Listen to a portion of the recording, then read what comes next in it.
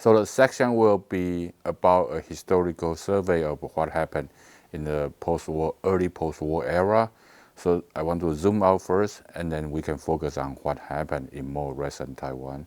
I will briefly survey the 4 waves of student and youth activism. They are the clandestine insurgency in late 40s and early 50s, and we all know that led to white terror repression, and that have a long-lasting legacy in the years to come.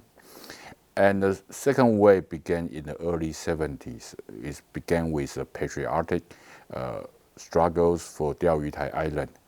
And although the incident in Taiwan was very brief, but it also had unexpected legacies.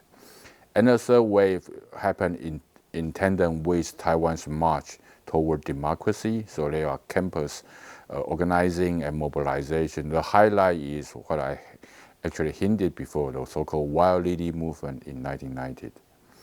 And the last period I am going to survey is from year 2006 to 2016. The highlight is the Sunflower movement there.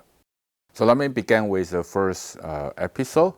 That actually has to do with the ongoing, at that time, Chinese Civil War. So the Chinese Communist Party established an organization in 1946, just 1 year after the end of Japan's colonial rule. And we all know what happened that there was a February 28 incident in 1947.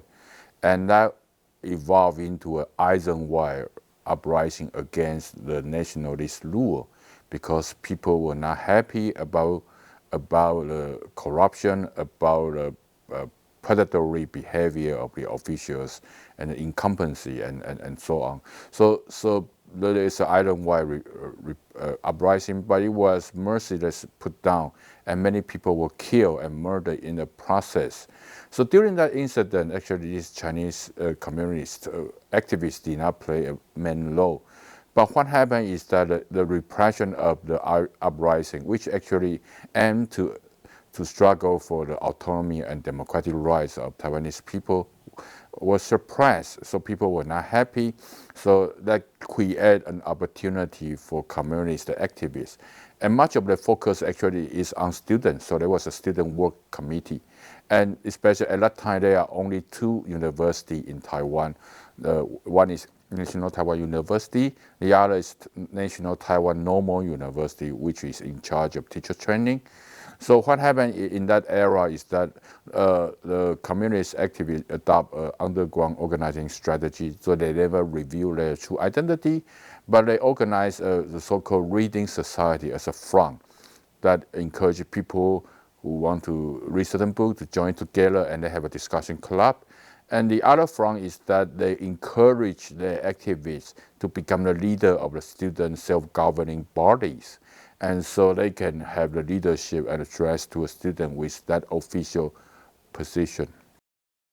And the incident happened in 1949, the so-called April 6 incident, involved student protests against a police, because that involved the police arrest of 2 students who were sharing a bike, and that was in violation of the traffic rule. But the student was not happy about the police. So actually the student have a rally in front of the police station and demand the immediate release of the arrested students. And so that incident actually made the government suspicious because they were surprised by the capability of these students. So beginning with that incident, the authority began to run up students. So many people were arrested and they were tried, and many were executed. And that was the really beginning of what we call white terror. The white terror, of course, it was based on the analogy of French Revolution, because white represent the color of royal family that was deposed during the revolution, the Bourbon dynasty. But in this context, in the French context, we know that after the fall of the Napoleon and the old dynasty was back, so they will try to have a purge of those who supported the revolutionary regime. So that was the French origin of white terror. And in Taiwan's context, that we have February 28 incident, and we have communist underground organizing. So, and that was the time when the national government was challenging from within and without. But they were able to stabilize their control over Taiwan. So these counter-revolutionary violence represent a kind of a reprisal against those who have challenged it. So that's why in Taiwan we use the term white terror, and that have a lasting legacy, because after that the government imposed many surveillance structure in different parts of the school, and so students were closely monitored, and if you have any political criticism, you will be reported. And also because many students were involved in the clandestine insurgency, and they were the best students at that time. So many Taiwanese families have the fear that if the children can make it into the colleges, and they always were told that to stay away from politics because that will bring misfortune, and try not to care about public affairs, just focus on yourself. And so these are the legacies of the white terror. And also I have to mention that even right now, we still have military officers stationed permanently in high school and also university. They were the so-called military instructors. But in the very beginning, their mission was to monitor these dissident students. So that gives you an idea the structure of campus control in Taiwan's authoritarian era. And the second episode began in the early 70s, and that was triggered by an international relationship incident. After the World War II, the U.S. has occupied the prefecture of Okinawa for a long time, and in the 1970s, they decided to return it to Japan. But in the process, they declared a neighboring island called Diaoyutai belonged to Okinawa. But whereas the Republic of China government in Taiwan claimed it's part of the territory. But as we all know at that time, that Taiwan was so dependent on the military protection of the U.S. So the U.S. is a hegemon, and they are protector. But when the protector tried to do something that harmed Taiwan's geopolitical interests, the Taiwanese government cannot do nothing. So at that time, the students stood up and they mobilized a patriotic campaign. They say that the government should stand firm to protect the integrity of the territory. So what they do is they try to collect signatures. They wrote a lot of articles, and even there was several rallies in front of the U.S. embassy. And you have to remember that was a high authoritarian era, so no protest was allowed. So because of the students campaigning, the government think it's maybe better to let the student to have that. Otherwise, if you suppress the student demand, it will be very embarrassing for the government. But in Taiwan, the controversy, the mobilization ended quickly, because in June 1971, the treaty was signed by Japan and the U.S. The whole incident was closed, and the government don't want to have any space for student further agitation, so they just don't allow any student organizing at that time. But what happened is interesting, is that because in the whole process, Taiwan was kicked out of the United Nations, and the PRC joined that. But the PRC never say one thing about the Diaoyutai officially, and to protect Diaoyutai Island had become an important rally cry, even though it really began in Taiwan.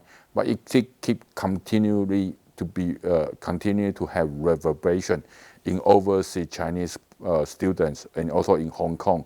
But in Taiwan, it's just very quick and short and brief. But what happened is that these student activists began to spread their attention to other issues. So it really began a patriotic movement, but in the process, the student was monitored, was frustrated by the very conservative school administration. So they began to devote their attention to other issues. So one of the issues is that, can students have freedom of speech in the campus? Can the student really democratically elect their delegates? And also, in the same time that they are discussing whether Taiwan's political representation should be broadened, because only at that time among the lawmakers, only a very small portion of them were periodically re-elected. So our is a high authoritarian era. So the legislature does not represent the public opinion. So students have that discussion, and some of the activists eventually joined the political opposition movement. So in the 70s, we have the rise of opposition. So this is the confluence of student activists and also out of campus activists. And also in the process, the Diaoyutai has to do with the Chinese nationalism, in the sense that they try to protect the Chinese territory.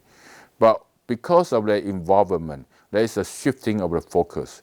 So I mentioned here Xiao Aching, who is a sociologist in Taiwan. He has a beautiful book devoted to that topic, what he called the emergence of what he called cultural nativism.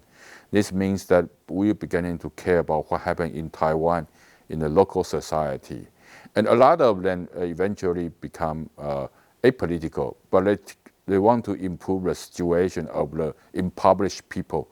So in many universities, we have the social service club.